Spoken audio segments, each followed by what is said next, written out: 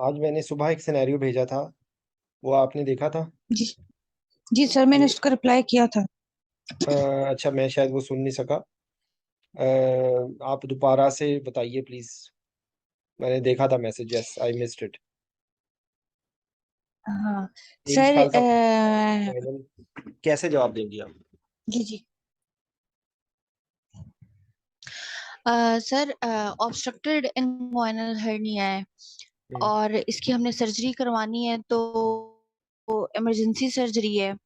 तो हम्म। Pre operatively जो हमारे कंसर्न्स होंगे वो एनपीओ के कंसर्न्स होंगे कि पेशेंट फुल स्टमक होगा अब इसके और लिए जुमला याद कर लो। इसके लिए जुमला याद कर लो। बच्चा है तो एस्पिरेशन। एक सेकंड, जी इसके लिए सर। जुमला याद कर दो कि इस पेशेंट के अंदर, और आपने बोलना है कि this patient is a paediatric baby, so there is altered physiological, pharmacological and yes anatomical sir. Considerations. ठीक है। Yes sir. ठीक है। Altered physiological, anatomical and pharmacological consideration. ठीक है। हाँ जी। वो क्या क्या है?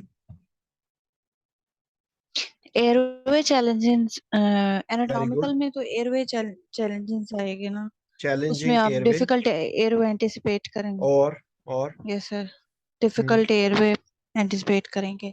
और और सर, फिजियोलॉजिकल में हाइपोथर्मिया का रिस्क होगा ज्यादा। और ये आपको और बोलने की जरूरत नहीं है। फार्माकोलॉजिकल में आपने ड्रग रिड्यूस करनी होगी ये मेटाबॉलिज्म। आपको यस बोलने सर। की जरूरत ये आपको बोलने की जरूरत नहीं है, आप पहले जुमले में बोल चुके हैं। ठीक है सर। और क्या क्या चेंजेस होती हैं?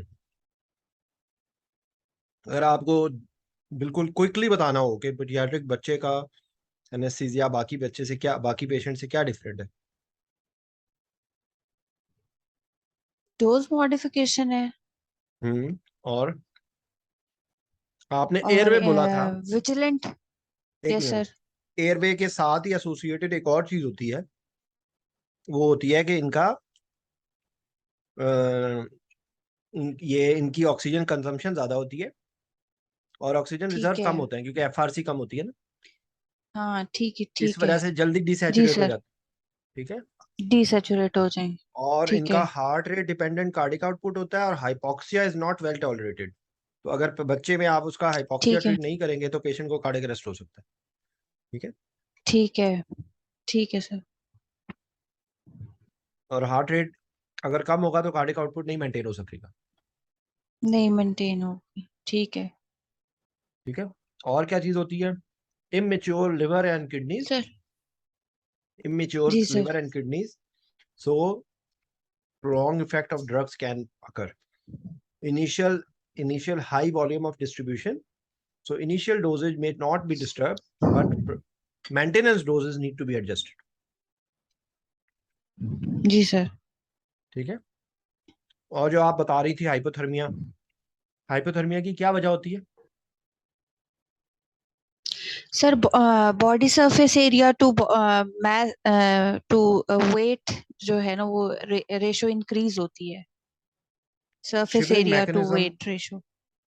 सरफेस एरिया वो तो ठीक है। Shivering mechanism yes sir. इतना ज्यादा डेवलप नहीं होता। फुली फुली डेवलप नहीं होते। तो नॉन शिवरिंग थर्मोजेनेसिस होता है। कौन सी चीज होती है जिससे हीट ठीक है प्रोडक्शन होती है, उसको क्या कहते हैं? Sir. Brown fat metabolism. Brown fat metabolism. ठीक है। ब्राउन फैट कहाँ पे होती है?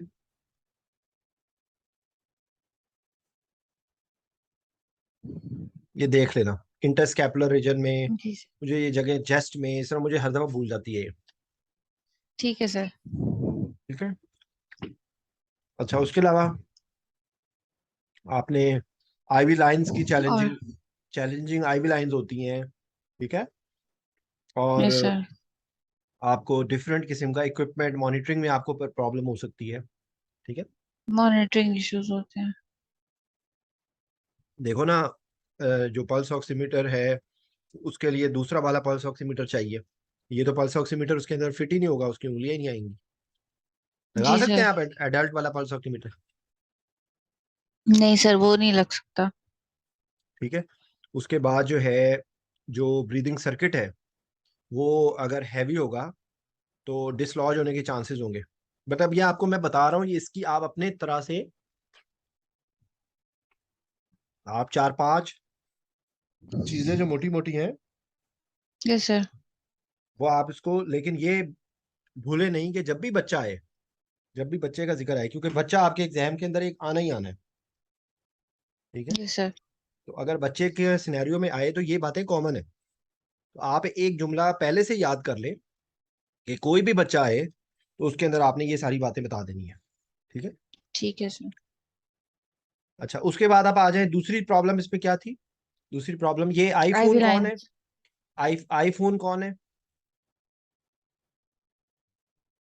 Sir doctor Bushra from Lahore. Okay, तो डॉक्टर बुशरा, मैं आपको भी बीच में इन्वॉल्व करूंगा। ये सुबह मैंने ग्रुप में सिनेरियो भेजा जी था सर। कि बच्चा 1 साल का, उसकी ऑब्स्ट्रक्टेड इन्ग्वायनल हर्निया है, तो एनेस्थीसिया के क्या कंसर्न्स हैं। तो हम लोगों ने ये बात की, पहली बात अभी मैं डिस्कस कर रहा था कि anatomical, physiological and pharmacological considerations की वजह से आपको ऑल्टर्ड आपकी एनेस्थीसिया टेक्निक होगी, ठीक है। तो जो अगला जो उसका कंपोनेंट है वो है ये इसकी इन्ग्वायनल हर्निया। तो अब इन्ग्वायनल हर्निया के रेफरेंस से इस पे क्या चीज होगी? सर कल मैंने आपको एक बात पेन बताई का थी कि एलिमेंट। हर सर्जरी में आपको क्या क्या बातें देखनी है। लेवल ऑफ इंसिजन है। नहीं, लेवल ऑफ पेन। इंसिजन बाद में है, सबसे पहले कि ये सर्जरी ठीक है। अर्जेंट, आपने बोला ना कि अर्जेंट सर्जरी, इमरजेंसी यस है सर। या अर्जेंट है? और इसके लिए आपको क्या करना होगा? आपको सर्जन से डिस्कस करना पड़ेगा, ठीक है। जी सर। अर्जेंसी आपको सर्जन बताएगा, आप नहीं बताएंगे, ठीक है। और उसके बाद इसकी क्या अप्रोच हो सकती है, ये किस तरह से कर सकते हैं ऑपरेशन?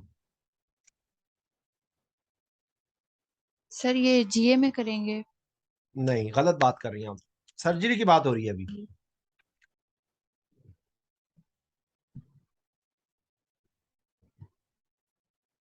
क्या ये ओपन हो सकता है, और क्या ये लेप्रोस्कोपिक भी हो सकता है?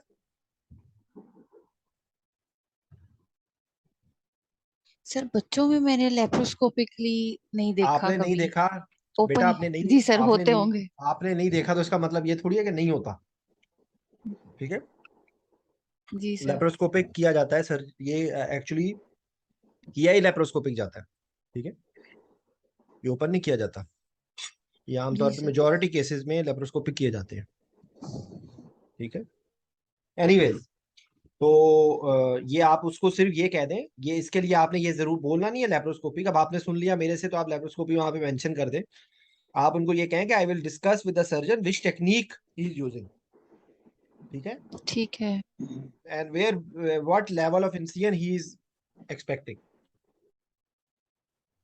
ठीक है सर। ठीक है। अच्छा, उसके बाद इसमें जो बाकी छोटी छोटी चीजें थी, इस पेशेंट के अंदर एनाल्जेसिया की क्या क्या ऑप्शन होंगी? सर अगर वो एनाल्जेसिया हम मल्टी अगर मॉडल वो मिसाल के एनाल्जेसिया। तौर पे लेप्रोस्कोपिक कर रहे हैं, ठीक है, तो लेप्रोस्कोपी में तो 2-3 छोटे छोटे पोर्ट्स होंगे, तो उसमें तो आप लोकल इन्फिल्ट्रेशन कर दें, या आप टैप ब्लॉक, बच्चों में लगता है टैप ब्लॉक भी, ठीक है। ठीक है। तो लेकिन लोकल इन्फिल्ट्रेशन ही काफी होगी, और दूसरे इसमें separately ilio inguinal ilio hypogastric nerve block लग सकता है अगर वो हो, ओपन कर रहे हो, ठीक है। सर कॉर्डल यहाँ वैसे हम लोग ज्यादा प्रैक्टिस करते हैं, कॉर्डल लगाते हैं पीड्स में। बिल्कुल, कॉर्डर भी लग सकता है, ठीक है, कॉर्डर भी लग सकता है।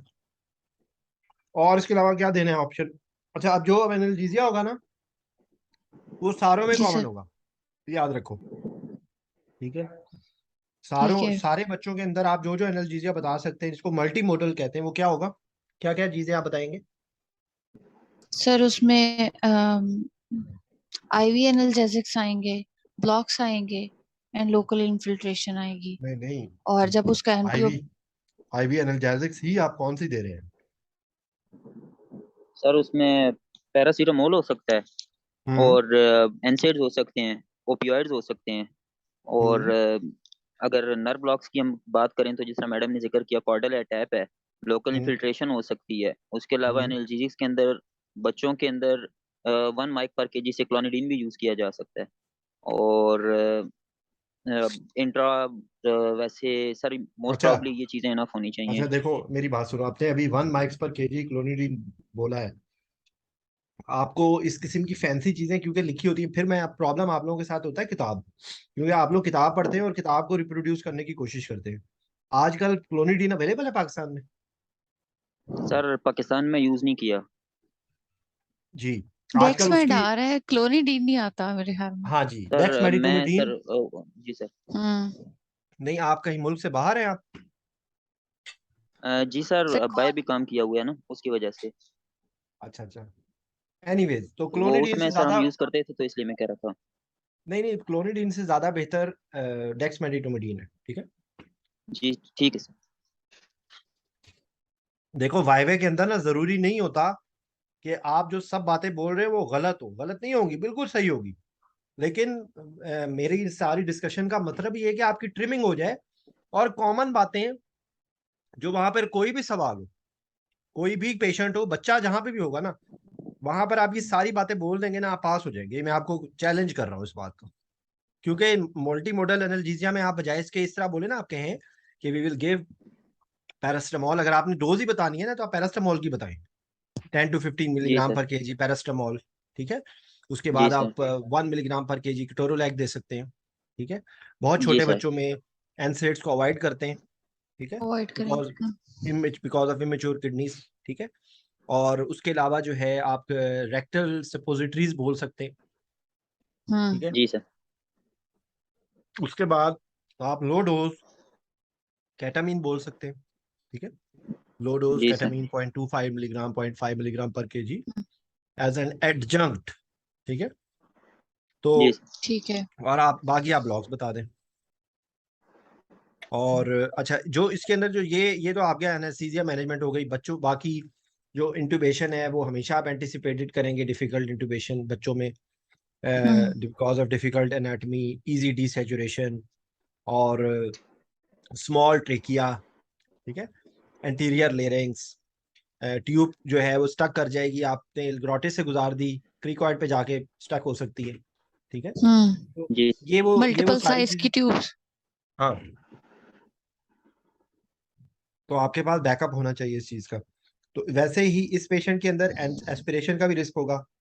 इस पेशेंट के अंदर ये बच्चा डिहाइड्रेटेड जी हो सर। सकता है, इसको अगर वॉमिटिंग और उसको जो है, अगर ऑब्स्ट्रक्शन के, क्लियर कट ऑब्स्ट्रक्शन के साइन होंगे, तो उसमें ऑब्स्ट्रक्शन की वजह से इंटेस्टाइनल ऑब्स्ट्रक्शन की तरह की पिक्चर हो जाएगी ना, तो उसके अंदर जी सर। वॉमिटिंग हो सकती है, नोजिया हो सकता है। तो बेसिकली ये आपने उसमें कहना है कि I will evaluate and I will discuss with the surgeon, ठीक है, and I will evaluate the patient on the basis of history, examination, and investigations. Okay? And I will discuss with the surgeon how much time we have. ठीक है? ठीक है जी Because sir. this is an emergency surgery, you will not delay. या आप sir. उसको अगर कहेंगे। Obstructed inguinal hernia का पेशेंट है, बच्चा है वो भी, तो उसके हम्म, साथ और भी तो कंजेनिटल एनॉमलीज हो सकती है ना, क्योंकि अगर उसका वो ये डिफेक्ट है तो कहीं मतलब और भी तो हम रूल बिल्कुल, आउट करेंगे ना। बिल्कुल आप सही कह रही हैं, लेकिन आमतौर पे inguinal hernia is not in that category, ठीक है। लेकिन ये भी आपको मैं बताने वाला था कि कोई भी बच्चा हो, तो उसके अंदर आप कुछ कुछ क्वेश्चंस के जरिए आप रूल आउट कर सकते हैं प्रॉब्लम। तो आप कौन कौन से 3-4 सवाल पूछेंगे जिससे आपको बच्चे के, तो आपने यही जुमला, क्योंकि आपके पास इतना टाइम नहीं होगा टेबल वाइवे के अंदर 3-4 मिनट में एक सिनेरियो, ये सारी बातें हम जो कर रहे हैं ना, ये उन्होंने आपसे 3-4 मिनट में पूछनी है। आप खुद सोच लें कि आपके पास कितना टाइम है। लेकिन आप ये कह सकते हैं कि बच्चा अगर ओरल फीड ले रहा है और बच्चे की साइनोसिस ऑन क्राइंग में नहीं है, और उसके माइलस्टोन्स जो हैं वो नॉर्मल है, तो ये एक ठीक है। सॉर्ट ऑफ रीअश्योरेंस है कि वो बच्चा नॉर्मल है, ठीक है। ठीक है। ठीक है, तो ये इस तरीके से आप इस क्वेश्चन को टारगेट कर सकते हैं।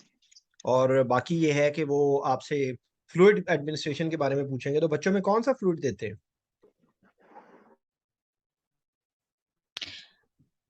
सर 1 ईयर पे तो रिंगर हम दे सकते हैं। अच्छा, 1 ईयर से पहले क्या करते हैं? सर वो पीट वैसे सलाइन यूज होता है। Very good. ये आप किस हॉस्पिटल में काम करती हैं?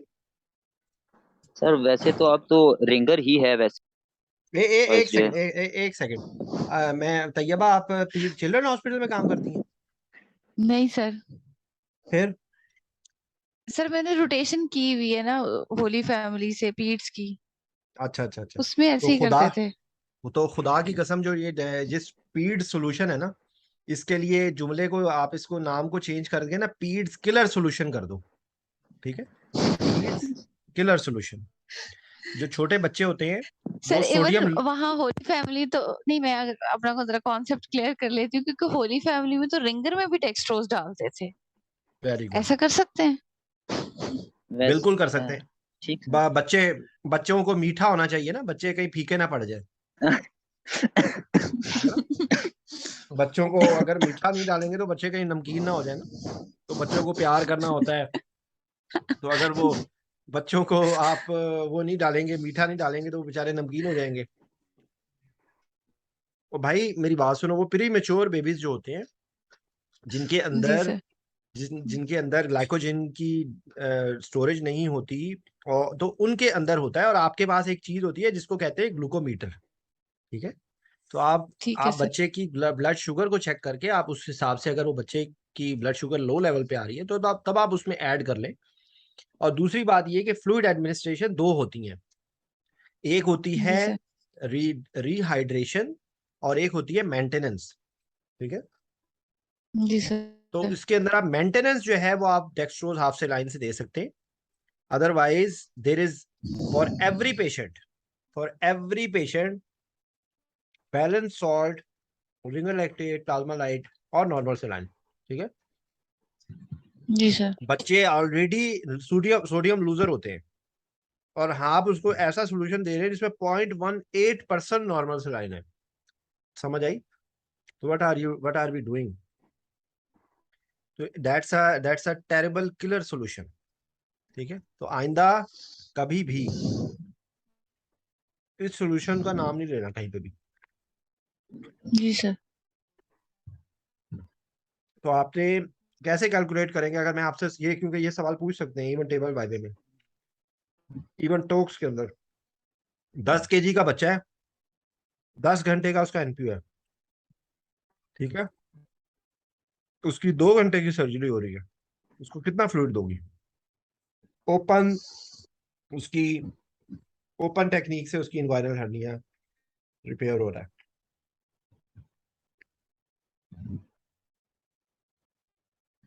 सर 4 to 1 से देंगे। अब देखो ना, ये 4 to 1 कहना चाहिए, जब आपसे मैं स्पेसिफिकली 10 kg बता रहा हूँ, तो फिर आप 4 to सर 1 क्यों कह 4 रहे हो? ml पर के, हाँ 4 ml पर केजी से देंगे। तो 40 ml पर केजी, 40 ml पर आवर हो गई इसकी मेंटेनेंस। तो 2 घंटे की यस मेंटेनेंस हो सर। गई 80। 10 घंटों के यस सर। और 8 दस घंटे का 10 घंटे का एनपीओ का हो गया उसका 400। Yes sir. उसके अलावा कितना होगा fluid? Sir third sir spacing 1 to 2 ml से थर्ड स्पेसिंग दे देंगे। थर्ड स्पेसिंग प्लस, इसके अलावा और कोई चीज होती है? इसके अलावा इसके जो अलावा लॉसेस होंगे और यूरिन आउटपुट वो हम कर यूरिन सकते हैं आउटपुट। प्लेस। ठीक है? यूरिन आउटपुट का आपने नाम लिया, यूरिन आउटपुट कितना आप टारगेट करेंगे बच्चों में? सर 0.5। इन्फेंट्स में 2 ml से होता है और चिल्ड्रन में 1 ml से होता है। जी, एटलीस्ट 1 ml से ज्यादा ही होना चाहिए। तो छोटे बच्चों में आप ज्यादा, तो एक्चुअली देखो ना, 2 ml अगर 10 किलो का है तो 20 ml होगा। तो आप, you have to be very careful ना, क्योंकि इतना यस इतना सर। तो ट्यूबिंग में भी हो सकता है। 10 ml के करीब तो ट्यूबिंग में भी हो सकता है। तो आपने इस चीज का बहुत ध्यान रखना है। इसलिए मैसेज, एक और आपको प्रैक्टिकल मैसेज भी है। In our practice 99.99% times are we giving less fluid और more fluid? Sir less.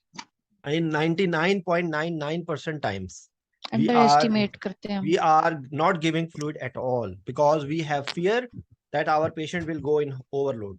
In my 18, I am giving anesthesia since 2004, and I started with the place where you are mentioning, Holy Family, with Dr. Jawad. And in 18 years, I have never seen a patient going in overload. जो patient होते हैं at risk होते हैं उनके अंदर overload हो जाना एक नॉर्मल चीज है, लेकिन ऐसा नहीं हुआ कि मैंने कोई आम तौर पे मरीज को किसी को देखा हो, नॉर्मल आया है मरीज, इवन ट्रॉमा के अंदर यंग पेशेंट है तो वो ओवरलोड में चला गया हो। ठीक है, तो ये एक्चुअली इट्स अ डिजास्टर, क्योंकि हम हमेशा आप देख लेंगे 10 किलो के बच्चे में उसका एनपीओ तक उसका तकरीबन 500 ml, आप अगर आप सिंपल वर्ड में पूछे ना, ये मैं आपको प्रैक्टिकल जवाब भी दे रहा हूँ वैसे, ये 10 किलो का बच्चा है ना तो 500 ml तो कम से कम देना है। जी सर। तो प्रैक्टिकली आमतौर पे हमारे लोग क्या उसको माइक्रोब्यूरेट में पकड़ के चला रहे होते हैं, अब उसको माइक्रोब्यूरेट में चलाने की कोई जरूरत नहीं है। ठीक है, क्योंकि इतना तो फ्लूइड आपने उसको वैसे ही दे देना। ठीक है, तो ये सिनेरियो तकरीबन हो गया है। अच्छा, उसके बाद एक पेशेंट है, अब कौन वॉलंटियर करेगा जो जवाब देगा? हैंड रेस करे, जो दूसरा जवाब बीच में देना चाहे वो बीच में हैंड रेस करें and I will give them the chance. तो कौन जवाब देगा नेक्स्ट सिनेरियो? ओके, उमर एक पेशेंट है फीमेल, जी सर। उसको माइट्रल जी सर। स्टेनोसिस है। ठीक है, जी सर। उसकी माइट्रल स्टेनोसिस की हिस्ट्री है और जी सर। उसका इलेक्टिव सिजेरियन सेक्शन होना है, elective caesarean section elective. Previous 1। ठीक है, जी उसकी सर। प्रीवियस 1 की हिस्ट्री है, प्रीवियस 1 सिजेरियन सेक्शन की। तो अब आपके जी पास सर। देखो, मैं आपको हिंट पहले दे रहा हूं कि आपने बिला वजह की फालतू बातें इसलिए नहीं करनी क्योंकि आपके पास टाइम ही नहीं है। आपके पास सिर्फ 4 मिनट में आपने ये ज़हन में रखे कि आपने 4 मिनट वाली बातों को अपने दिमाग के अंदर कंपाइल करना है।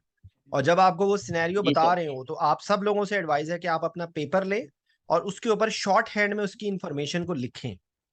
मतलब आप पूरी कहानी ना लिखनी शुरू कर दें, फीमेल के लिए फीमेल का साइन बना लें, माइट्रल सिनोसिस के लिए एमएस लिख लें, प्रेग्नेंट प्रीवियस 1 लिख लें। ठीक है, P1 लिख दें। जी ठीक है, सर। तो इसके सिजेरियन जी सेक्शन सर। पहला क्वेश्चन ये है कि how will you evaluate this patient? जी सर, सबसे पहले तो सर अपना इंट्रोडक्शन करवाएंगे, पेशेंट से पूछना शुरू करेंगे। उसमें सबसे पहले पेशेंट से पूछना है कि आप हमारे पास आप किस अच्छा, वजह से आई हैं, वो एक्सप्लेन करेगी कि सॉरी मैं बात काट रहा हूँ। जी सर। टेबल वाई में ये सब नहीं बोलना, ठीक है टेबल सर। वाई में ये सब नहीं बोलना। ठीक है, ठीक एवेलुएट, है तो सर। एवेलुएट के लिए जुमला पहले याद कर लें, I will evaluate the patient on the basis of history, examination and investigation. ठीक है सर।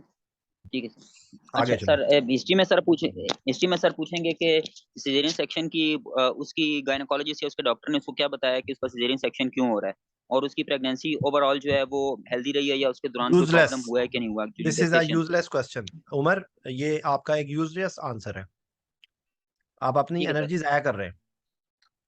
ठीक है सर। मैं आपको फिर रिपीट कर और रहा हूँ, सर ये सुनो, मैं आप बहुत अच्छा, आपके कॉन्सेप्ट क्लियर है, मैं आपको सिर्फ एक पॉइंट आउट इसलिए कर रहा हूँ ताकि एग्जाम के अंदर आप वहां पर इररेलेवेंट चीजें ना बोले। ठीक है, ठीक है सर। आप ये बोलेंगे इवैल्यूएशन, आपसे वो पूछ रहे हैं इवैल्यूएट द पेशेंट, तो माइट्रल स्टेनोसिस को पहले बात करें ना। ठीक है सर। तो माइट्रल ठीक है सर। स्टेनोसिस को दिमाग में रख के सोचो कि माइट्रल स्टेनोसिस की वजह से फेलियर क्या क्या होता है, पहले उस बात को जी फोकस सर। करो। हम्म, ठीक है सर। उसमें सर सबसे पहले आप उससे पूछेंगे कि आपको जो दिल का मसला डॉक्टर साहब ने बताया हुआ है वो आपको कितने अरसे से है। अच्छा, और इसके साथ आपको और क्या क्या मसले दरपेश आते हैं? इसके दौरान आपको कोई सांस का मसला तो नहीं है, दिल की धड़कन महसूस तो नहीं होती? और अगर सांस का मसला होता है तो वो किस हद तक होता है? बैठे बैठे भी होता है या सीढ़ियाँ चढ़ने से होता है या कोई एक्सटर्नस एक्सरसाइज करने से होता है? उसके अलावा सर उसे पूछेंगे कि आपको आपके पाँव तो नहीं सूजते या आपको कोई इसकी वजह से कोई दिल का अटैक पहले तो नहीं आया? उसके अलावा अच्छा ये पूछेंगे कि इसकी वजह से आपको कभी अस्पताल दाखिल तो नहीं होना पड़ा? अच्छा, आप इसकी वजह से एक सेकंड सॉरी उमर, जी सर। मैं आपको क्योंकि मैं कर रहा हूँ, मैं आपको एम्बैरस नहीं कर रहा, आप बहुत अच्छा बोल रहे हैं, लेकिन मसला ये है कि आप बहुत ज्यादा बोल रहे हैं। ठीक है, मेरी बात को फिर जी सर। रिपीट मैं कर रहा हूँ, वहां पर वो आपसे सिर्फ वैल्यूएशन का टेबल वाइवा नहीं है, उन्होंने 4 जी मिनट सर। में आपसे ये पूरा सिनेरियो पूछना है, इसको आईसीयू तक पहुंचाना है। तो आप जो जी ये सर। बातें कर रहे हो ये तो 3 मिनट में आप ये ही नहीं खत्म कर पाओगे। ठीक है सर। आपने सिर्फ ये कहना है, evaluation will be on the basis of history, examination, investigation and focused on the severity of mitral stenosis, which will be ठीक है sir, available on the basis of echo report and ठीक है signs sir, of any decompensation which the patient has. आ गई समझ ठीक बात? है sir, आपने ये जी टेबल सर, वाइवे में ये कहानियां थोड़ी सुनानी है कि आप उसे हिस्ट्री पूछ रहे हैं कि कहाँ पैदा हुई थी और कहाँ पे गई थी और कब से ये हो रही है प्रॉब्लम। ये सब ठीक टेबल है वाइवे सर, की बातें नहीं है। आपने ये कहना है कि on the basis of history, examination and investigation, I will जी see sir, the severity of the problem. So I will look for ठीक any है sir, signs and symptoms of heart failure. I will see the functional class. I will see any complication which is there because of mitral stenosis, which are क्या क्या है? Pulmonary hypertension, atrial जी sir, fibrillation, and signs of failure. खत्म, बात खत्म हो गई। ठीक Severity on है the, सर, आप कहेंगे echo पे क्या होगी? Severity में क्या देखेंगे? Valve size, transvalvular pressure valve area, gradient, जी sir, any clot, chamber clot, and any pulmonary जी sir, hypertension which is developed. बस खत्म। ठीक ये इतनी सी देर में आपकी, in addition to that, journal history, journal evaluation of, and like any pregnant patient, and all the physiological, pharmacological and anatomical consideration which are there in any pregnant patient will be in the mind. That's it. ये आपका ठीक है बताओ, इस बोलने में कितना time लगा आपको? सर, अब 1-2 मिनट, उसके 1-2 मिनट भी नहीं लगेंगे, या आप 30 सेकंड में बोल लोगे। उससे होगा ये कि ठीक है, एग्जामिनर की में जो क्वेश्चंस जो होंगे वो आपसे पूछ लेगा कि आप उसको कैसे क्वांटिफाई करेंगे उसको। जब आपने ये, कल आप नहीं थे, कल मैंने ये बताया था कि ये ऐसा ही है कि आपकी किसी से लड़ाई हो ना, तो आप उसको पहला चपेट इतनी जोर से मारो वो नीचे गिर जाए। तो ये बिल्कुल ठीक है, एग्जैक्टली वही है कि अगर आपको एग्जामिनर ने आपसे पूछा है और आपने उसको ये चंद सेकंड्स में ये बात बता दी, तो आपने एक्चुअली, आपका टेबल वाइवा इस ये क्वेश्चन आपका पास हो गया।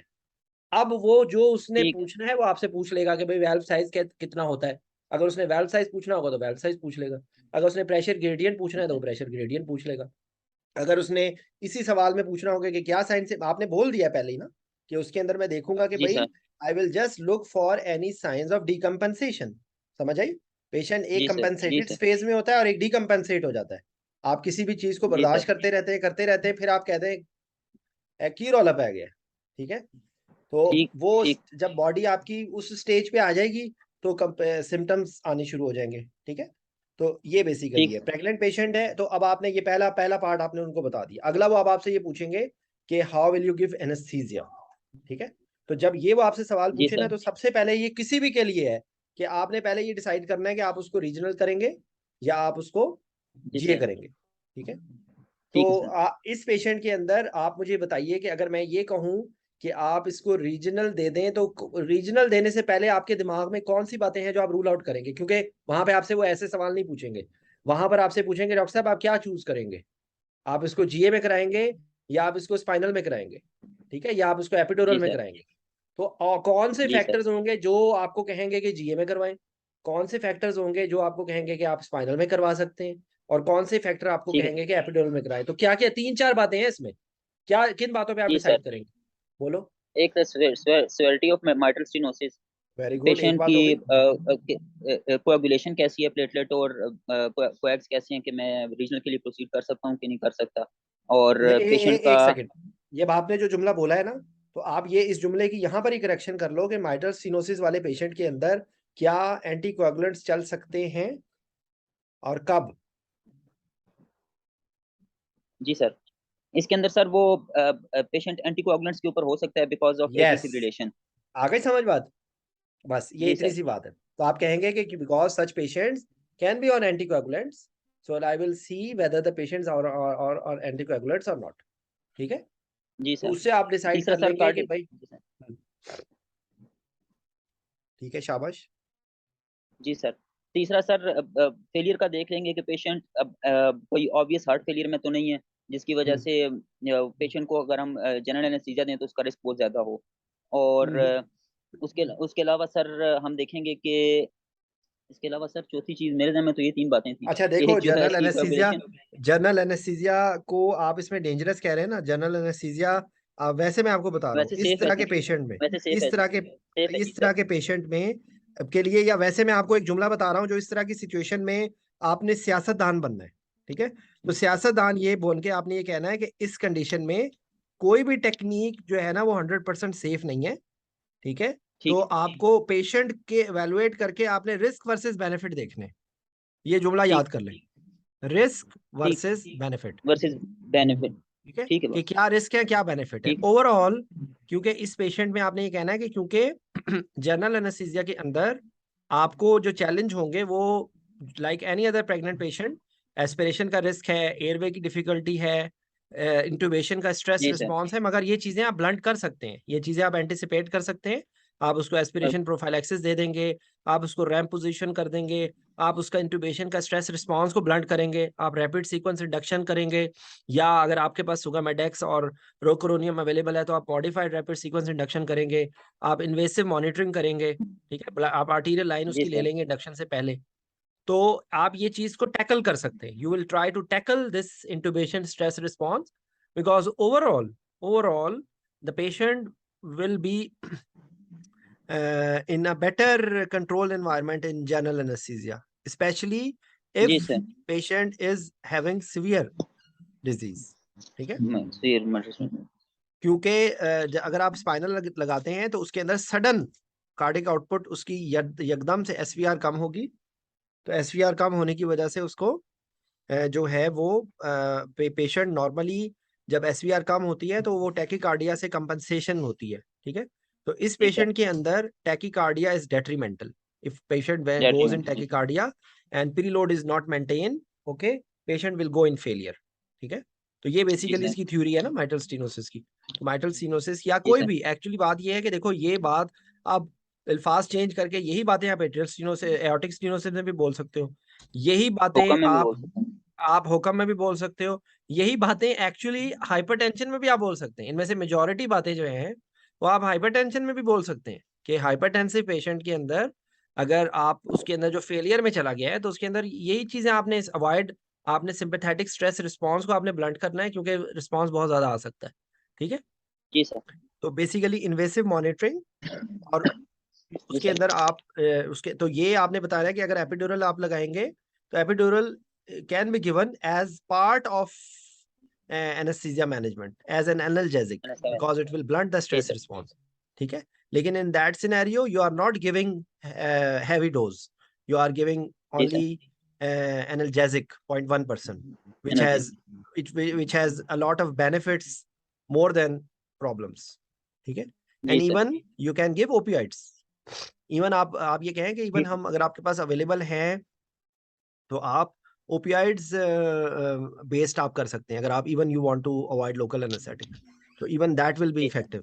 ठीक है, तो ये बेसिकली ठीक है, देखो आपको आपने वहां पर ये और अच्छा ये बातें जो मैंने आपको बताई हैं ये स्पाइनल के बारे में या एपिड्यूरल के बारे में, ये जीए के बारे में, अब आप इस बातों को इन जुमलों को अगर आप याद कर लो तो आप कहीं भी जहां पर भी इसकी फिट करना है ना तो यही बातों के साथ आप फिट कर सकते हैं, रिस्क वर्सेस बेनिफिट, ठीक है, advantages, risk sir, blunting of stress response.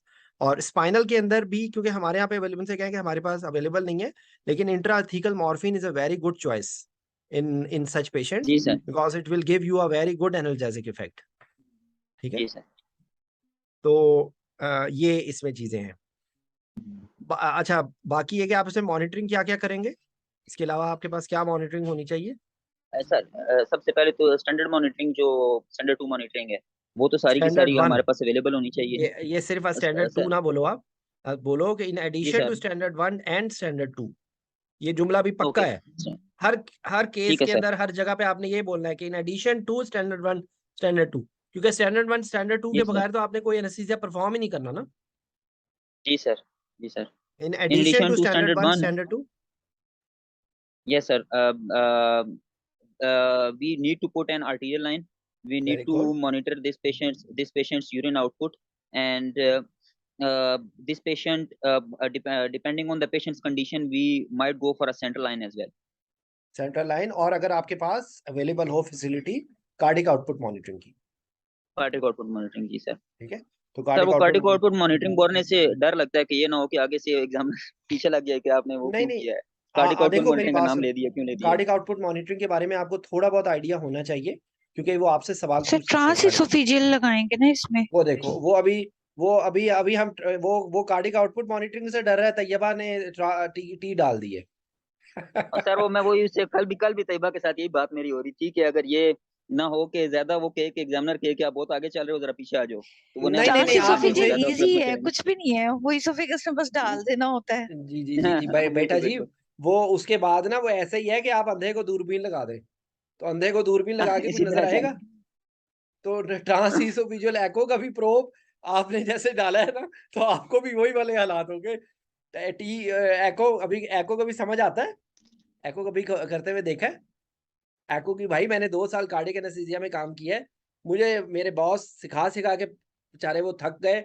मुझे नहीं एको समझ आई। एको करना कोई आसान काम है? एको इज़ वेरी डिफिकल्ट। तो आप ये बोल दें मैंने 2 या 3 दफा देखा, मुझे एक लफ्ज भी समझ नहीं आया सर कि क्या एको दिखा में रहे हैं ये। ग्रेडियंट डॉपलर हम देखना मुश्किल है, बाकी तो थोड़ी बहुत समझ आ जाती है हल्की जी, फुल्की। एक सेकंड, अरहम आप क्या बोल रहे हैं?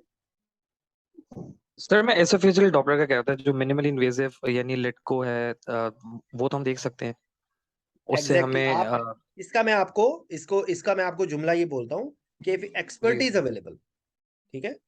अगर आप ये एक्सपर्टीज जुमले अवेलेबल है। इसी जुमले को आप ये बोल दें कि if expertise and logistically available, cardiac output monitoring via T और इसोफेजियल डॉपलर और non invasive cardiac output monitoring will be very beneficial in this patient. That's it.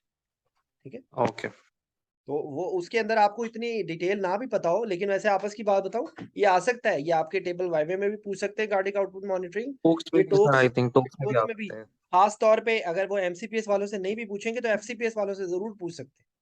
तो इसलिए ये ना जी समझे सर। कि कार्डिक आउटपुट मॉनिटरिंग नहीं पूछ सकते, कार्डिक आउटपुट मॉनिटरिंग बिल्कुल पूछ सकते हैं। और आपको अगर बेसिक जी सर। कॉन्सेप्ट भी है ना कि वो किस किस तरह से किया जा रहा है, क्योंकि cardiac output monitoring is a difficult topic, no doubt. ये लिडको पीको मुझे तो आज तक कभी समझ नहीं आया। ठीक है, इसलिए कभी मैंने पढ़ाया भी नहीं है, क्योंकि मुझे बहुत अच्छी तरह नहीं आता वो। लेकिन आपको अगर बेसिक कॉन्सेप्ट आता है, पल्स वेरिए से पल्स वेरिएशन से पता चलता है, स्ट्रोक वॉल्यूम वेरिएशन होती है, उससे आपको फ्लूइड स्टेटस का पता चलता है। ठीक है? और उसके अंदर एक टोटल जी लंग सर। वाटर होता है और एक्स्ट्रा लंग वाटर होता है, समथिंग लाइक दैट, तो जिसके जरिए वो बताते हैं। लेकिन आपको थोड़ा सा पढ़ ले तो बेहतर है ये। आपको थोड़ा सा आइडिया होना चाहिए इसका। ठीक है? जी सर। तो सर। ये इसमें आपने इस तरीके से जवाब देना है इस केस में। और जी सर। बाकी आपसे वो स्टेप बाय स्टेप ज़हन में रखें 3-4 चीज़ें। क्या क्या इस पेशेंट में आपने इन्हेलेशनल एजेंट्स आप यूज़ कर सकते हैं? Pregnant patient sorry caesarean section में आप अगर आप उसको हाई मैक देंगे तो उसके अंदर जी वेज़ोडाइलेटेशन सर। होगी और आप वही काम करेंगे जो एपिड्यूरल कर रहा है या स्पाइनल कर रहा है। जी तो सर। आपने बहुत ज़्यादा जी सर। करें, इवन आप you can consider to have propofol infusion. एक बात हो गई। सर सर अगर इसमें एक क्वेश्चन है सर, अगर सर इसमें हम स्टार्ट में ये बोल दें कि हम इसमें during during the whole case या during the whole anaesthesia during induction में maintenance and what you say recovery, we will try to aim for 4 things के maintain preload, maintain afterload to like normal to higher level, avoid tachycardia and avoid worsening of pulmonary hypertension if present। अगर ये शुरू में बोल दें sir, अच्छा impression नहीं जाएगा कि बाद में चीजें फिर बंदा बिल्कुल आस्ता आस्ता ऐड करता रहता है कि मैं ये करूंगा यूं करूंगा इस बिल्कुल तरह। बिल्कुल, ये एक मेरे भाई बेस्ट फ्रेंड है, normocarbia, normotension, normovolaemia, normothermia, maintaining vital organ perfusion, maintaining right and left heart filling pressures. ये जुमला, ये जो आप अभी बोल रहे हो ना, यही बातें हैं। ठीक है? जी सर। और आपने इसमें एक जुमले में बोला है हायर आफ्टर लोड। तो higher after load is, remember one thing, you have to maintain and you don't have to let it जी सर। डाउन। ये हायर जी sir. Normal is not required. Higher normal से जी sir. एक heart weak है, तो आपका ख्याल है कि वो जी सर। हाँ, अगर एसवीआर ज्यादा होगी तो वो मेंटेन कर पाएगा वो कार्डिक आउटपुट? नहीं वही नहीं कर प्रॉब्लम आ जाएगी। तो ये हायर नॉर्मल वाला जुमला कुछ इतना अच्छा नहीं है। आपने उसमें ये जस्ट कहना है मेंटेन कि the. You have to maintain SVR and you don't have to let it down.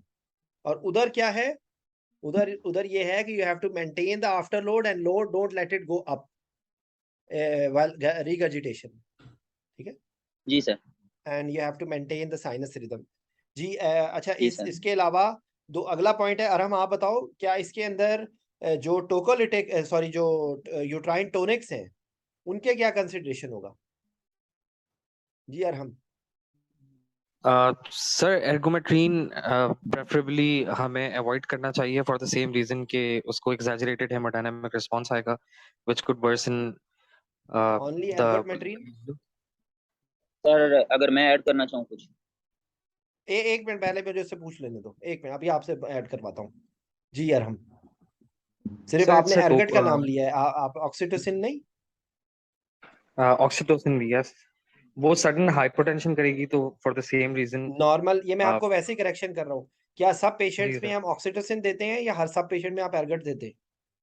हम लोग ऑक्सीटोसिन देते हैं। तो फिर आपके दिमाग में एर्गट कहाँ से आ गया? अच्छा, वो मुझे लगा कि शायद वो मेरे दिमाग में ये था कि शायद वो ज्यादा अवॉइड करनी चाहिए, दैट्स व्हाई मैंने इसलिए बोला। आपने आपने ये बोलना है कि ऑक्सीटोसिन का आपने बोलस अवॉइड करना है। Try to give the minimum dose and try to give in infusion. ठीक है। And there is okay. Another, एक आपको मैं just for your extra knowledge बता रहा हूँ कि आप ये कहें कि there is a newer medication, it's name is carbetocin. Carbetocin, ठीक है। And it has less haemodynamic stress as compare to oxytocin. ठीक है। It's okay. not available. It's not available Pakistan, but it is a medication which is better than. And then आप उसमें जो बाकी दोनों जो हैं, एर्गट का भी ये है कि एर्गट से वेजोकंस्ट्रिक्शन होती है, हाइपरटेंशन होने का खतरा होता है। ठीक है, एर्गट से। ठीक। और दूसरा जो होता है आपके, जो प्रोस्टाग्लैंडिन्स होती हैं वो दे सकते हैं। प्रोस्टाग्लैंडिन्स में मेरा नहीं ख्याल कि कोई मसला है, प्रोस्टाग्लैंडिन आप दे सकते हैं। ओके। ठीक है। इसी तरीके ठीक से है। रिवर्सल के अंदर भी है। रिवर्सल आपने जो है वो न्यूस्टिक। आपने न्यूस्टिगमिन आपने अवॉइड करनी है। न्यूस्टिगमिन और एट्रोपिन और ग्लाइकोपाइरोलेट के बजाय अगर आप ऐसी मेडिकेशन दें कि जो ब्लड में मेटाबोलाइज हो जाती है, जैसे सिस एट्रोक्यूरियम, तो गवर्नमेंट जी, अगर या हो फिर जाए तो that is a better choice. ठीक है, ओके। ताकि आप अवॉइड करें, क्योंकि उसमें भी टैकीकार्डिया होगा। टैकीकार्डिया होगा तो सही। प्रॉब्लम होगी। ठीक है। तो या अगर आपके सर पास किसमें सुगामेडेक्स, टैकीकार्डिया होगा, सॉरी? आई एम सॉरी, आप किसका कह रहे हैं टैकीकार्डिया होगा? दोनों से टैकीकार्डिया होगा ना। इवन ग्लाइकोपाइरोलेट से भी टैकी उतना नहीं जी होगा जी, जितना अच्छा, ओके एट्रोपिन से जी। होता है, लेकिन उससे भी तो आप पेशेंट के हार्ट को तबाही तो मचा रहे हैं ना। जी आप जी, उसमें मैं समझ हाई, गया, मैं समझा। तो आप ओके। कोशिश करेंगे कि you avoid, if it is possible, you use the medication if it is available. Cisatracurium is a better choice as compare to anything else. ठीक है ना। ओके। या अगर आपके पास सुगामेडेक्स अवेलेबल है तो रोक्रोनियम के साथ आप सुगामेडेक्स देंगे तो भी आप हीमोडायनेमिक स्ट्रेस रिस्पांस को आप बचा लेंगे। ठीक है। और सही। इसके साथ आप उसको मल्टीमोडल एनाल्जेसिया दें। अगर आप उसको एपिड्यूरल आपने एनेस्थीसिया के लिए नहीं दिया, कोगुलोपैथी नहीं है, तो it is better to place epidural because it will give a very good post-operative analgesia and blunting of stress response. In addition to that, जो हर पेशेंट में देते हैं, आप पैरास्टामोल बोले, आप उसमें जो है वो एनसेड्स बोले, और आप डेक्समेडिटोमेडीन बोले, आप पाकिस्तान के इम्तहान में थोड़ा सा डर लगता है कैटामीन बताते हुए, लेकिन ketamine infusion is an excellent thing even any patient. ये इस पे जो क्या नाम है उसका, इवन अगर आप कैटामीन इन्फ्यूजन दे रहे हैं तो कई दफ़ा हार्ट रेट उल्टा कम हो जाता है। अब आप लोगों ने नहीं यूज़ किया तो जो यूज़ करता है वो मेरी बात से एग्री करेगा कि अगर आप कैटामीन इन्फ्यूजन दे रहे हैं लो डोज में, तो एक्चुअली कैटामीन इन्फ्यूजन से हार्ट रेट कम बढ़ने के जी बजाय सर, कम हो जाता है। ठीक जी है। सर, सही कह रहे हैं आप, होता है इसी तरह ही है। तो जी कैटामीन sir. is one of the most beautiful medication if you are using it in with a sense। ठीक है। तो ये इस सिनेरियो और बाद में इसी के अंदर, क्योंकि मैं आपको प्रैक्टिस करवाने को कह रहा हूँ, आपने इसको समराइज करना है, तो आप यही बोलेंगे कि आप उसको इवेलुएट किया, आपने उसकी सिवियरिटी देखी, आपने इस पेशेंट की कंसेंट में, आपने हाई रिस्क, आपने कंसेंट लेनी है, ये एक हाई रिस्क पेशेंट होगा, आपने पोस्ट ऑपरेटिव, आपने एचडीयू या आईसीयू आपने अरेंज करना है, क्योंकि इस पेशेंट को पोस्ट ऑपरेटिव मॉनिटरिंग की जरूरत होगी। ठीक है। और बाकी आपने उसको अच्छा एनाल्जेसिया दिया, स्ट्रेस रिस्पांस को आपने ब्लंट किया, और आपने जो है वो जो मल्टीमोडल एनाल्जेसिया दिया, एक्सट्यूबेशन करते वक्त भी आपने स्ट्रेस रिस्पांस को ब्लंट किया।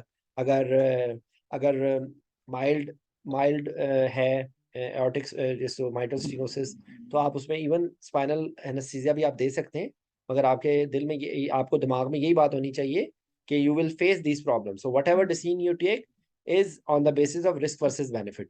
एग्जाम पॉइंट ऑफ व्यू से मैं आपको ये कहूंगा कि जीए डिफेंड करना ज्यादा आसान है। तो जी स्पाइनल की सर। तरफ अगर आप जाएंगे तो आप ये कह दें कि it's not absolute contraindication, we can give it in mild disease, it is not advisable to give in severe disease, and epidural का मैंने आपको बता दिया। ठीक है। तो ये mitral stenosis in a pregnant patient, mitral stenosis in any other disease, ये यही सिनेरियो आपको mitral stenosis with lap chole आ सकता है, माइटल स्टीनोसिस विद का एक्यूट एब्डोमेन के साथ कर सकते हैं। तो बेसिक बातें इसके अंदर ज़हन में रखें यही होंगी, ठीक है। तो इसके अंदर कोई और ऐड करना चाहता है? तैयबा, ईशा, बुशरा, अरहम, कोई और ऐड करना चाहता है? तो अब जो है वो फिर हम यहाँ पे ख़त्म करेंगे। मैं आपको कल सिनेरियो जी जी सर मैं पूछना चाही थी इसमें एपिड्यूरल को डिफाइन कर सकते हैं क्योंकि उसका हेमोडायनेमिक्स स्लो होगा चेंजेस तो इस तरह मैं हम असल में कह यही सकते मैंने हैं मतलब अगर एग्जामिनर ही हमसे क्वेश्चन कर रहा है। नहीं आपको मैंने यही तो अभी बताया, आपने शायद इसको नहीं अप्रिशिएट किया। मैंने ये कहा है कि एपिड्यूरल अगर आप एनाल्जेसिया के लिए दे रहे हैं तो वो सिर्फ 0.1% दे रहे हैं, ठीक है। इवन यू कैन जी यूज सर ओपियाइड अलोन, आप उसको ओपियाइड दे सकते हैं सिर्फ, जी उससे एनाल्जेसिया जी होगा और विद जी with less haemodynamic instability, rather it will blunt the stress response and it will be even beneficial for the patient. तो लेकिन सर मतलब सोल एनेस्थेटिक के तौर पे नहीं एपिड्यूरल हम सोल देंगे इस एनेस्थेटिक के पेशेंट में। तौर पे आपको चैलेंज ज्यादा आएगा ना, तो इफ यू आर नॉट जी यूजिंग सर इट ठीक है सर फॉर सोल एनेस्थेटिक, आप उसको ठीक उसको तो एक्चुअली इसके लिए एक और टर्मिनोलॉजी होती है ग्रेडेड एपिड्यूरल। आप उसको थोड़ा थोड़ा ठीक टॉप अप करके आप उसको डोजेस देके आप उसको लेके जाते हैं। तो वो बेसिकली ठीक एमरजेंट सिचुएशन में आप नहीं कर सकते, ये ना इमरजेंसी जी सर जी यही अगर इमरजेंसी हो तो उसमें आप नहीं कर सकते, लेकिन अगर इलेक्टिव केस है तो आप ग्रेडेड एपिड्यूरल के जी जरिए आप उसको आप लेवल अचीव कर सकते हैं and it can be done, it's not like contraindicated. लेकिन आपको एग्जाम पॉइंट ऑफ व्यू से मैं आपको जो तरीका बता रहा हूँ उसमें आप बेहतर प्लेस्ड होंगे कि आप डिफेंड कर सकते, क्योंकि देखो एग्जाम के अंदर ना अगर कोई ये साबित कर दे कि जीशान जावेद जो है ना वो मर्द नहीं है वो औरत है, वो समीना है, आपने अगर साबित कर दिया ना तो आप पास हो जाओगे। और अगर कोई ये कहे कि बुशरा एक लड़की है लेकिन वो साबित ना कर पाए कि लड़की है तो वो फेल हो जाएगा। That is what is viva. वाइवे के अंदर एक ठीक है पूरी सर ये साइंस है। वाइवा इज नॉट लाइक कि आप जो बोल रहे हैं आपको अच्छे बच्चों की तरह सच बोलना है, मैं जो कहूंगा सच कहूंगा, आपने कमीने सियासतदान की तरह डिप्लोमेसी से बात करनी है। आपने एक एक लफ्ज दगा बंदा बोलना है कि आपके पास वापसी का रास्ता ठीक है हो। आप ये ना ठीक है कहें, सर थैंक यू सर अगर आप ये बोलते हैं ना कि मैं ये करूंगी या मैं ये करूंगा तो अब आप वापस नहीं आ सकते। तो आपने सियासतदानों की तरह जी रहना है, अगर ये होगा तो मैं ये कर लूंगी, अगर ये होगा तो मैं ये कर लूंगी। I will decide on the basis of risk versus benefit. I will discuss with the ठीक सर्जन, है आई will discuss with my colleagues. तो ये बातें आप हर जगह पे फिट कर सकते हैं, ठीक है। There is no generalise approach, there is an individualise approach. ये भी जुमला याद कर लें, कहीं ना कहीं जहां पे भी फिट होता है फिट कर देना कि the approach should be not generalise, it should be individualised according to the risk versus benefits we'll get for using that technique, ठीक है। सर इसके आईसीयू के भी थोड़े से कंसर्न्स बता दें कि आईसीयू में हम क्या चीज मैनेज करेंगे अगर पेशेंट पोस्ट ऑप आईसीयू में जाते हैं, क्योंकि अक्सर लोग कहते हैं कि वो इस तरह के क्वेश्चन पूछते हैं कि पेशेंट आईसीयू जी चला पोस्ट जाएगा तो फिर ऑपरेटिव आप क्या यही करेंगे। पेशेंट उसको वहां पे सबसे, आप मुझे बताएं what is the most common complaint in post anaesthesia care unit? Pain. Pain, ठीक है। तो यहाँ पर पेन आप उसका बहुत अच्छा पेन एनाल्जेसिया देंगे, ठीक है। आप उसकी जो हीमोडायनेमिक्स हैं आप उसको उसको मेंटेन करेंगे, उसका ब्लड प्रेशर बहुत ज़्यादा ना जाए बहुत कम ना हो। हाँ इस अच्छा इसमें एक दो बातें मैं भूल गया अभी, इसी के अंदर ही आ गई कि आपने अगर हाइपोटेंशन हो तो आप उसको एफिड्रीन नहीं देंगे, आप उसको फिनाइल एफ्रीन देंगे, ठीक है। जी सर। तो इसके अलावा और क्या और क्या प्रॉब्लम हो सकती है? ब्लीडिंग हो सकती है, जो सर्जिकल कॉम्प्लिकेशंस है वो हो सकती हैं।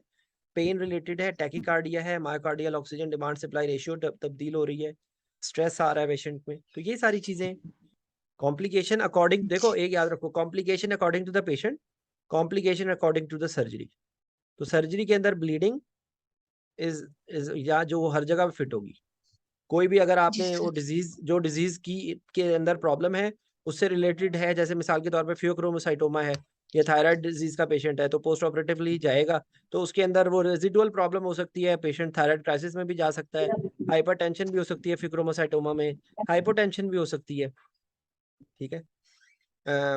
ये जो थायराइड की रेफरेंस है ये हाइपोकैल्सीमिया, इलेक्ट्रोलाइट इम्बैलेंस। अगर आपको भूल जाए ना तो आप अपने दिमाग के अंदर ना हर सिस्टम ले आए और हर सिस्टम में जो जो ऊपर नीचे चीज हो रही है ना वो सारी हो सकती है। Hypotension, tachycardia, bradycardia, pain, hypercarbia, hypocarbia, sorry hypoxia, यही सारी चीजें प्रॉब्लम हो सकती है ना। या एयरवे ऑब्स्ट्रक्शन हो जाएगी, या ब्लड प्रेशर बढ़ जाएगा, या ब्लड प्रेशर कम हो जाएगा, हार्ट रेट बढ़ जाएगा, हार्ट रेट कम हो जाएगा। आप किताबों से याद रखो, जितना किताबों से बाहर निकलोगे ना, उतना अच्छा वाइवा परफॉर्म होगा। किताब viva is totally away from books, फिर विद योर कॉन्सेप्ट्स। ठीक है, तो चले इंशाल्लाह फिर कल इसी टाइम पे ही करेंगे, और मैं आप लोगों को सिनेरियो भेजूंगा उस ग्रुप में, तो प्लीज आप लोग आंसर करें। ठीक है, अगर आप आंसर करेंगे तो आपकी प्रैक्टिस होगी, प्रैक्टिस करेंगे, जितना ज्यादा बोलेंगे उतना ज्यादा फायदा होगा। ठीक है, जी सर, थैंक यू। चलें, okay, thank you sir. Thank you. अच्छा, इसी किस्म थैंक की यू डिस्कशंस सर। ना आपको सिनेरियो जो है ना, जो चैनल है उसके अंदर आपको पुरानी वाइवा डिस्कशंस, प्लीज मेरा मशवरा आप सुने। दूसरा इंपॉर्टेंट चीज, बहुत इंपॉर्टेंट चीज है, इसके अंदर मैंने ना pre operative risk assessment and anaesthesia evaluation, उसके अंदर ना बहुत बहुत आप लोगों के लिए बेसिक इंपॉर्टेंट बातें हैं कि जो आपकी हर जगह पे फिट होंगी। वो जो लॉ, अगर कोई एफसीपीएस वाला इस वक्त कैंडिडेट मौजूद है तो एफसीपीएस के रेफरेंस से भी है, एमसीपीएस के भी रेफरेंस से, उसका कोई ताल्लुक इन चीजों से नहीं है। वो जनरल बातें हैं कि जो आपके वहां पर, याद रखो एग्जाम में कोई बड़ी बड़ी बातों पे फेल नहीं होता। एक लड़का मुझे एक एफसीपीएस का मिला था, उस लड़के को लेरिंगोस्पैज्म और ब्रोंकोस्पैज्म का डिफरेंस नहीं पता था, एंड ही वाज अपसेट कि मुझे एग्जामिनर ने फेल कर दिया। और जब मैंने उसका वाइवा प्रोब किया तो उस बेचारे को लेरिंगोस्पैज्म और ब्रोंकोस्पैज्म का डिफरेंस नहीं पता था। तो ये याद रखो कि अगर इस किस्म का कोई आपका ब्लंडर हो गया है ना, ब्लंडर नहीं है ये, बेसिकली वो आपको इवेलुएट करके बता देंगे कि ये बंदे का कॉन्सेप्ट ही नहीं क्लियर। तो वाइवे में कोई भी आपको जानबूझ के फेल नहीं करेगा, और कोई बड़ी बड़ी चीजों पे नहीं करेगा। तो वाइवे में ज्यादा नॉलेज भी आपके लिए एक मुसीबत पड़ जाएगी, क्योंकि आपको टाइम, उस टाइम कंस्ट्रेंट के अंदर 4 मिनट के अंदर, 5 मिनट के अंदर आपने उन सारी चीजों को, दरिया को कूजे में बंद करना है। तो आज अभी जो मैंने, अगर हम समरी करें, जो मैंने आप लोगों को बताया है, मैंने ये बताया है कि प्रेग्नेंट पेशेंट और पीडियाट्रिक पेशेंट का सिनेरियो अगर आपके एग्जाम में आ जाए तो आपने उसमें जनरल बातें क्या बोलनी है। एयरवे की डिफिकल्टी है, एम्बोलिज्म का रिस्क है, एस्पिरेशन का रिस्क है, 2 लाइव्स हैं। ये मैंने अभी चंद दिन पहले ही आपको करेंगे स्क्रॉल, तो आपको भी मैंने, क्योंकि वाइवा शुरू होने वाला था तो मैंने पहले ही शुरू किया था। मैंने pregnant patient for anaesthetist, pediatric patient for anesthetist, patient with respiratory disease for anesthetist, patient for cardiovascular disease for anesthetist, patient with liver disease for anesthetist, patient with renal disease for anesthetist। ये मेरी आपसे request है, आप लोग ये सारे सुन लें, आप लोगों को वाइवे में बहुत फायदा होगा उस चीज का। ठीक है, चलें, ओके जी, अस्सलाम वालेकुम। अस्सलाम। Thank you.